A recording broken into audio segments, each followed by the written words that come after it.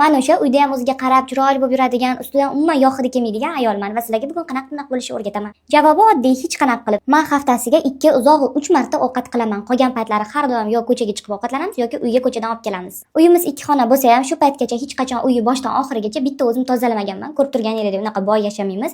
No, har 2 haftada uyimizga yordamchi kelib, generalniy уборка qilib beradilar. Erkaklar balkim bilmas, lekin hech qaysi ayolga ustidan yog' hidi kelib turishi, sochlarini yuvmay yurish o'zlariga ham yoqmaydi. Muammo shundaki, ishi shunchalik ko'pligidan ayollar prioritetga birinchi bo'lib eng muhim narsalarni qo'yadi va afsuski eng oxirida o'zini qo'yadi. U bechora ayol eriga qarasinmi, bolalariga qarasinmi, ro'zg'orga qarasinmi, osh-ovqatga qarasinmi, qaynona qaynotaga qarasinmi, в конце концов qaysi payt o'ziga qarasin. Hamma narsani eplasin, bizani onalarimiz ham eplagan deydigan erkaklar. Qani chestno aytinglarchi, birortanglarni oyinglar hech zamonda mana shunaqa uyda chiroyli bo'lib yasan-tusan qilib yurganini esla olasizlarmi? Kun bo'yi tinmasdan ish qilgan ayol ishlarini qilib bo'lgandan keyin borib ko'zini bo'yashi emas, shu ko'zini 5 minutga yopib, ozgina damini olib olishni orzu qiladi menimcha. Qaysi erkak vijdonan aytoladi, ishdan kelganida ayoli agar ustidan yog' hidi, kir bo'lib, sochlari yuvilmagan holda kutib olganda ensasini qotirishi o'rniga bugun charchabsan, berman bolalarga o'zim qarayman, 2 soat borib damingni olib, bemalol o'zingga qarab yasan-tusan qilib ol deb qaysi erkak aytoladi. Yana nima emish, ko'cha-ko'yga chiqayotganda chiroyli bo'lib yasanib olasiz, uyda unaqa yurmaysiz. No, logichно, потому что chiroyli kiyimda ko'cha-ko'yda hech qanaqa ish qilmasdan yuradi.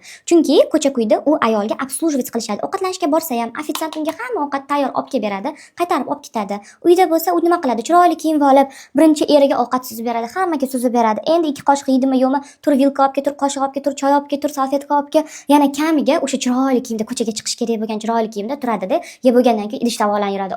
Ochin logichno. Va yana nima emish? Nimaga mehmon kelganda uyini chiroyli kutib olasiz-da, mana unaqa kutib olmaysiz. С каких пор o'sha uyda yashovchi erkak uyda mehmon bo'lib qoldi. Xudo ko'rsatmasin, ajrim payti kelganda uy maniki deb talashishni bilishadi, lekin boshqa paytida uyga mehmon deb ketgisi keladi. Haqiqat shundaki, azizlarim, sizni ayolingiz sizni aksiz u qanaqa yurgan bo'lsa, значит siz unga xuddi shunaqa hayot va sharoit yaratib beryapsiz. Siz oldin uyingizga xizmatkor olib kelib qo'ying, u bu deb mistik narsalarni aytmayman, lekin oddiy bazaviy shu ayolingizni qo'lidan ozgina yumushini olib, bola chaqa boshqa tashvishlardan ozgina ozod qilib, unga vaqt bersangiz, ayolingiz ham o'ziga qarab chiroyli bo'lib yuradi.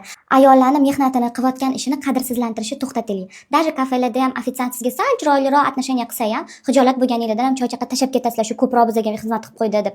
No, ayolni uydagi ishlarni umuman nolga tenglashtirib qo'yasizlar, как будто u uyda hech nima qilmadi, sizlarga har doim kulib, chiroyli bo'lib, hech narsa bo'lmagandek kutib olishga обязанday. Kstati, hozir soat 5 va ko'pchilik ayollar bunaqa vaqtda erlar kelishlariga ovqat qilib o'tirgan bitta paytda mana shunaqa chiroyli bo'yanib olib, yangi zakaz qilgan pijamalarimni chiroyli bo'lib kiyib olib, erimni kutib o'tiribman, chunki ular ko'chadan ovqat olib kelaman dedilar. Lekin agar ko'chadan ovqat olib kelmaganlarida, men ham примерно shunaqa bo'lib erimni kutib olgan bo'lardim. Kstati, yangi pijamamga baho berib keting, mana shu profildan zakaz qildim, bemalol kirib ko'rsanglar bo'ladi. Пока.